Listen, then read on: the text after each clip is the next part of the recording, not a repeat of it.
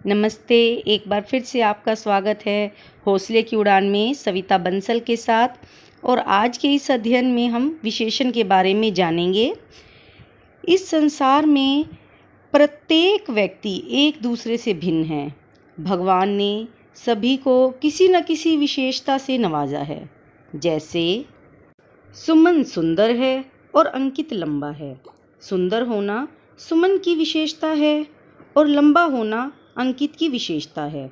जैसे आम मीठा है, अंगूर खट्टे हैं। मीठा होना आम की विशेषता है और खट्टा होना अंगूर की विशेषता है। हिंदी व्याकरण में विशेषता बताने वाले शब्दों को विशेषण कहते हैं।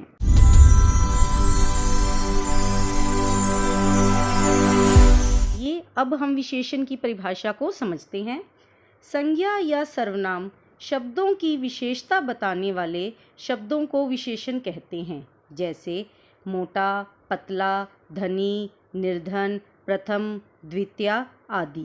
ये शब्द किसी न किसी की विशेषता को प्रकट करते हैं, इसीलिए इन्हें विशेषण कहते हैं। आइए अब हम विशेष्य को समझते हैं। विशेषण शब्द जिन शब्दों की विशेषता प्रकट करते हैं उन्हें विशेष्य कहते हैं। जैसे राजस्थानी भोजन। यहाँ भोजन की विशेषता है कि वो राजस्थानी है, इसीलिए राजस्थानी विशेषण है और भोजन विशेष्य है। जैसे रंग बिरंगी चिड़िया। यहाँ चिड़िया विशेष्य है और रंग बिरंगी विशेषण है, क्योंकि रंग बिरंगी शब्द जो है वो चिड़िया की विशेषता है। कहने से अभिप्राय है कि राजस्थानी और रंग बिरंगी जो शब्द हैं वो भोजन और चिड़िया की विशेषता है। मुख्य रूप से विशेषण के 4 भेद हैं: गुणवाचक विशेषण, परिमाणवाचक विशेषण, संख्यावाचक विशेषण और सार्वनामिक विशेषण या संकेतवाचक विशेषण। परिमाणवाचक विशेषण को हम आगे 2 भागों में बांट सकते हैं: निश्चित परिमाणवाचक विशेषण और अनिश्चित परिमाणवाचक विशेषण।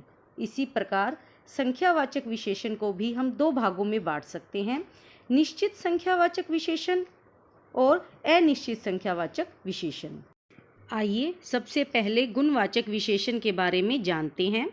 संज्ञा और सर्वनाम शब्दों के गुण, दोष, रंग, रूप, दशा आदि को बताने वाले शब्दों को गुणवाचक विशेषण कहते हैं। जैसे काला, मोटा, स्वस्थ, साहसी, पतला आदि। गुणवाचक विशेषण शब्द विशेष्यों से कैसा, कैसी या कैसे प्रश्न पूछने से प्राप्त हो जाता है। जैसे यदि हम कहें कि वह पतला है, तो प्रश्न पूछने पर कि कैसा व्यक्ति है तो उत्तर मिलता है पतला व्यक्ति। संख्यावाचक विशेषण संज्ञा या सर्वनाम शब्दों की संख्या का बोध कराने वाले विशेषण शब्दों को संख्यावाचक विशेषण कहते हैं। जैसे 1, 2, 3, प्रथम आदि। संख्यावाचक विशेषण विशेष्यों से कितना, कितनी, कितने या कौन सा, कौन सी प्रश्न करने पर प्राप्त होता है। उदाहरण जैसे मेरे पास एक पुस्तक है। प्रश्न करेंगे कितनी पुस्तकें हैं, उत्तर मिलेगा 1। इसी प्रकार वह दौड़ में प्रथम आया है। प्रश्न करेंगे कौन से स्थान पर आया है, उत्तर मिलेगा प्रथम। इस प्रकार एक और जो प्रथम शब्द है वो संख्यावाचक विशेषण के बारे में बताते हैं। आइए संख्यावाचक विशेषण के भेदों के बारे में समझते हैं। निश्चित संख्यावाचक विशेषण संज्ञा या सर्वनाम शब्दों की निश्चित संख्या का बोध कराने वाले विशेषण शब्दों को निश्चित संख्यावाचक विशेषण कहते हैं। जैसे 1, 2, तीसरा आदि। उदाहरण देखिए, उसके पास 2 कलमें हैं। यहाँ 2 निश्चित संख्या है, इसीलिए निश्चित संख्यावाचक विशेषण शब्द का बोध करवाता है। अनिश्चित संख्यावाचक विशेषण संज्ञा या सर्वनाम शब्दों की अनिश्चित संख्या का बोध कराने वाले विशेषण शब्दों को अनिश्चित संख्यावाचक विशेषण कहते हैं। जैसे अधिक, सब, थोड़ा, कुछ आदि। उदाहरण देखिए, मेरे पास कुछ रुपए हैं। यहाँ कुछ शब्द से रुपयों की किसी निश्चित संख्या का ज्ञान नहीं होता है, अतः अनिश्चित संख्यावाचक विशेषण शब्द का बोध करवाता है। परिमाणवाचक विशेषण जिन विशेषण शब्दों से संज्ञा या सर्वनाम शब्दों के नाप तोल या मात्रा आदि का ज्ञान होता है उन्हें परिमाणवाचक विशेषण कहते हैं, जैसे 1 दर्जन, 2 किलो, 100 ग्राम, 1 लीटर आदि। परिमाणवाचक विशेषण को भी हम 2 भागों में बांटते हैं, निश्चित परिमाणवाचक विशेषण और अनिश्चित परिमाणवाचक विशेषण। आइए अब इनके बारे में समझते हैं।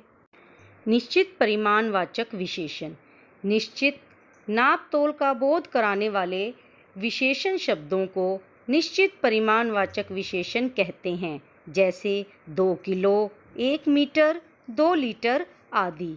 उदाहरण के लिए, उसने 2 लीटर दूध खरीदा। यहाँ 2 लीटर शब्द से निश्चित परिमाण का पता चलता है, इसीलिए निश्चित परिमाणवाचक शब्द का बोध करवाता है।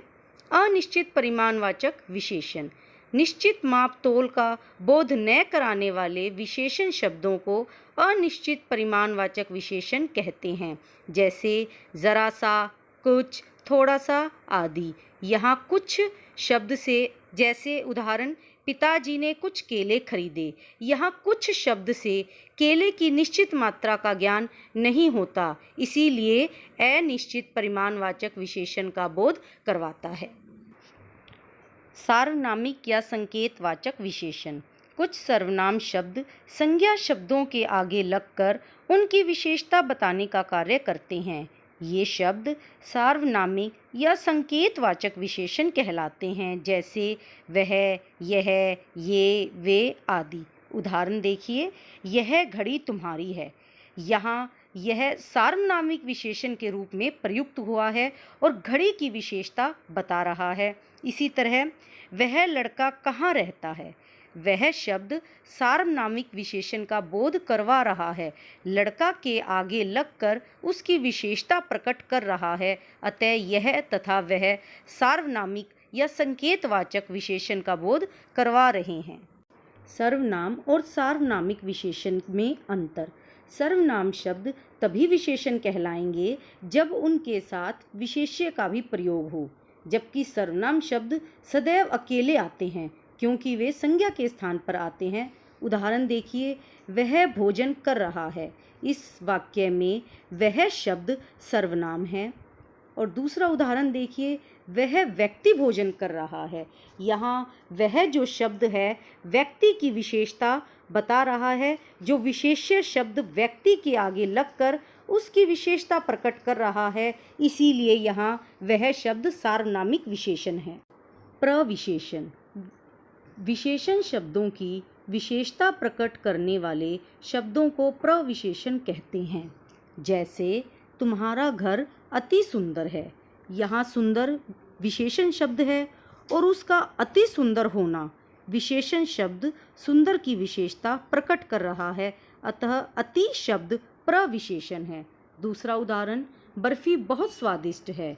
यहाँ स्वादिष्ट शब्द विशेषण है और बहुत शब्द जो है प्रविशेषण के रूप में प्रयोग हुआ है।